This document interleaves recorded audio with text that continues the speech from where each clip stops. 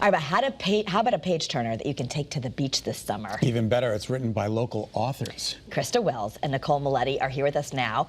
They're under the name Addison McKnight. That's their pen name. Yes. Two moms who authored An Imperfect Plan. Congratulations. This is such a great story. Thank you. Yeah. All right, so where did the pen name come from? Our agent and publisher helped us. They wanted to have a little dark and stormy kind of last name. It's terrific. I love it. Yeah, so both of you, we've got a bunch of jobs, right? 6 jobs, 6 kids between the two of you. The pandemic happened, and somehow you wrote a thriller book and got published. How did you have time to do it? People say everyone wants to write a book. How'd you do that? I get up early. we have conflicting schedules. She gets up at like 5 a.m. I get a lot of work done at night, and we kind of trade chapters and do it in. So, do you write one chapter and then you take over, or how does that work? Are you both writing the same chapter? There's 2 characters, so I took 20-something Colette, and she took 40-something Greta, and it goes back and forth. Now, is there any similarities between the characters and your lives? Yes. So one of the characters, actually both, I went through secondary infertility, and one of the themes in the book is infertility.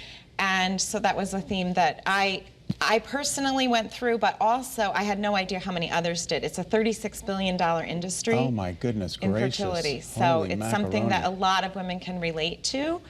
Maybe not exactly the way it is in the book, but the topic And she's very overall. into that research part, which I was not as much into. So my character plans for her future. We all know people that freeze their eggs, do New York City, do their career, and when they finally get around to using the eggs, she got divorced. She goes back for these eggs, and they were gone. Oh. And the only thing she can think is her ex-husband sold the eggs. Sold them. Sold the eggs. Wow. So that's where it gets thrillerish. Yeah, this is really good. Yeah, that's where you turn the page. And it's a whole plot because it's a page turner, but it's also, you said, both of you raising kids in West Hartford, and just this idea of perfection and doing it all. That's a theme in there too, of just trying to have perfection. Yes. Yeah. And perfection at any cost. And I am a life coach, and a lot of people come to me, and it's not like therapy where you're going from bad to good. People that I'm seeing are going from good to great, and they're really trying to make their lives perfect. And then I'm Nicole's a makeup artist for 15 years, so I'm doing physical perfection, whatever it is. I have bags under my eyes, I need a red lipstick, I need this, I need that to be physically.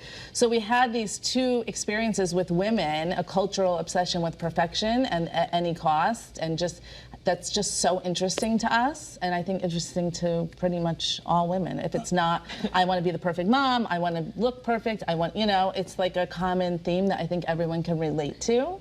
And our characters are just a little scarier. How long did it take to write the book in its entirety? Oh, that's a tough question. It took us just a couple months to write it, because we Seriously? really used, we used pockets of time.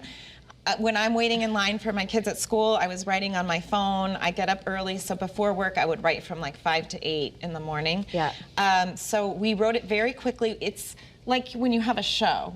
Yeah. So when you're like binge watching a show and you're just like, I only have like 20 minutes, but I have to watch this, and the next thing you know, it's like 3 in the morning. Yeah. That was what we were like. Like we were obsessed. We were on this train and we like couldn't get off, so we had to get the story out on paper. And then we finished it, and we're like, oh my God, we're amazing authors. We're done. And then did you? And then we realized it needed some editing and some other work.